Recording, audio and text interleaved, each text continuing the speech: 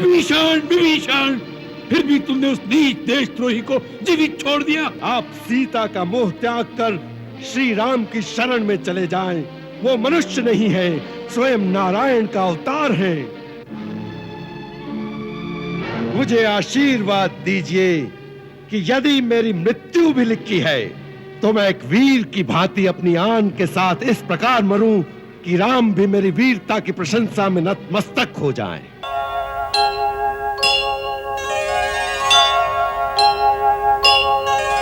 पिताश्री!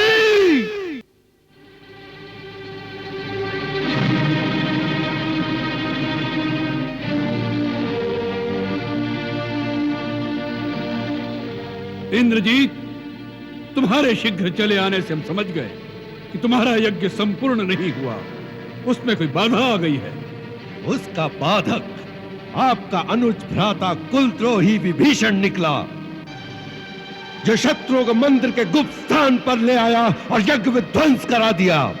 विभीषण, विभीषण, फिर भी तुमने उस नीच देशद्रोही को जीवित छोड़ दिया। पिताश्री, मैंने उसी के लिए इतने दिनों से यम अस्त्र बचाकर रखा हुआ था। आज मैंने वही यम अस्त्र उस पर छोड़ दिया, परंतु लक्ष्मण ने एक ऐसी शक्ति चलाई जिसने मेरे अस्त्र को रास्ते में ही तेजहीन कर दिया। उसका तोड़ भी विभीषण ने ही बताया होगा। नहीं, उसका तोड़ देवताओं के सिवा इस धरती पर कोई नहीं जानता। तो क्या लक्ष्मण को देवताओं ने बता दिया? नहीं, उसे बताने की कोई आवश्यकता नहीं। लक्ष्मण देवताओं का देवता है, लक्ष्मण नर नहीं, कोई अवतार है। इंद्रजीत!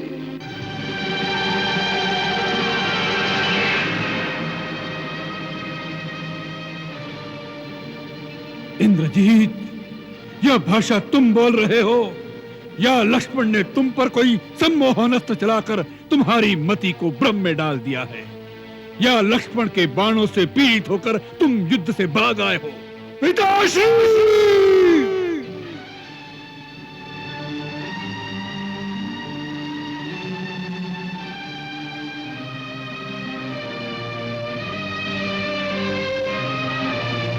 क्षमा करे महाराज, परंतु मुझे कोई कायर कहे, इस बात को मैं सह नहीं सका।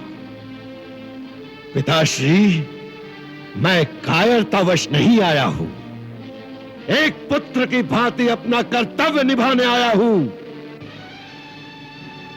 आपका कल्याण हो, इस प्रयोजन से आपसे यह कहने आया हूं कि आप अपने आप को, आपके साथ वैभवशाली राक्षस जाति को और लंका देश की समृद्धि को सर्वनाश होने से बचा लें। अब भी समय है पिताश्री, आप सीता का मोह त्याग कर श्री राम की शरण में चले जाएं।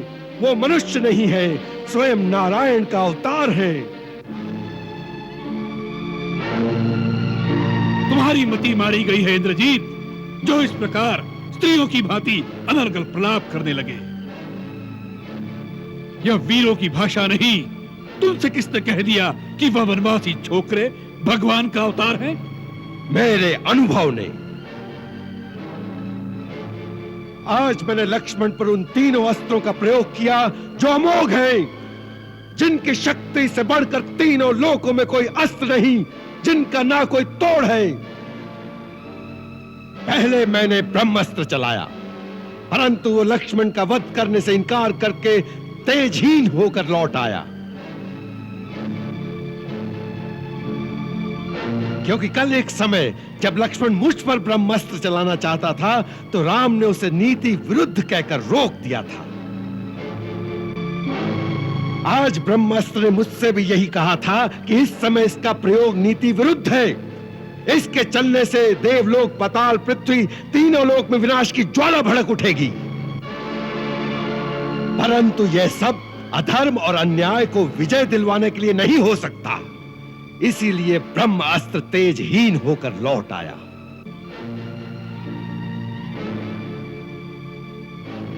फिर मैंने शिव का त्रिनेत्रधारी पाशुपात अस्त्र चलाया, परंतु वो लक्ष्मण को प्रणाम करके लुप्त हो गया।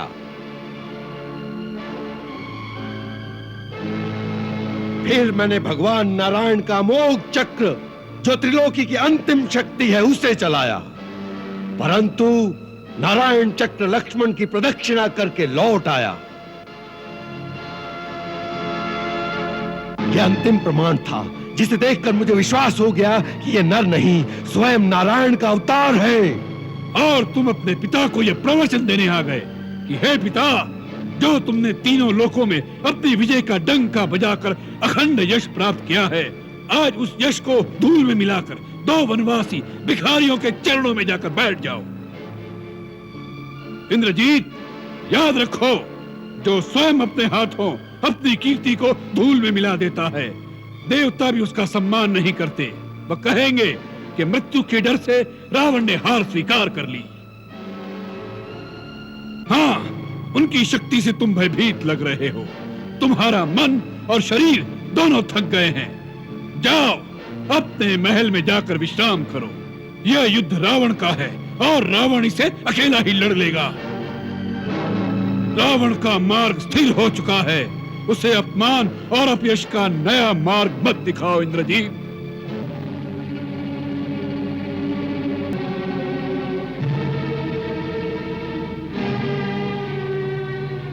क्षमा करें पिताश्री, मैं आपके अपमान के लिए नहीं, केवल आपके कल्याण के लिए ही ये बात करने आया हूं।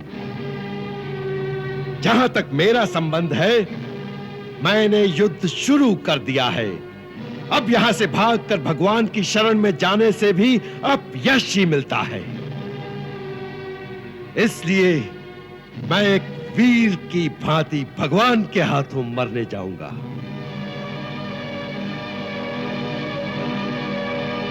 जो पिता से विमुख होकर जाते हैं, भगवान भी उनका आदर नहीं करते। इस समय मेरा स्थान राजमहल में नहीं, केवल युद्ध भूमि में है।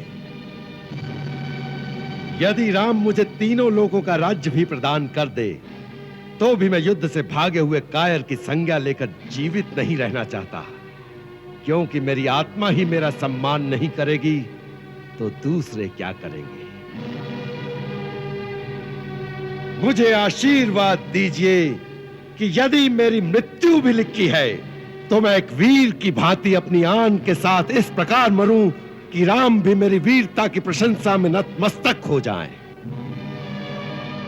सियावर रामचंद्र की जय। इंद्रजीत युद्ध भूमि में लक्ष्मण मुनि को पराजित नहीं कर पाता, जिससे उसे यह आभास हो जाता है कि लक्ष्मण कोई साधारण मनुष्य नहीं है। वह आहत होकर अपने पिता रावण के पास लौटता है और संपूर्ण स्थिति का वर्णन करता है। रावण उसे कायर कहकर तिरस्कृत करते हैं और विश्राम करने के लिए राजमहल में भेज देते हैं। इस अपमान से इंद्रजीत अत्यंत क्रोधित हो उठता है और अपने पिता से कहता है कि वह अपनी मृत्यु स्वयं भगवान के हाथों स्वीकार करने के लिए युद्ध भूमि में लौटेगा। जय श्री राम।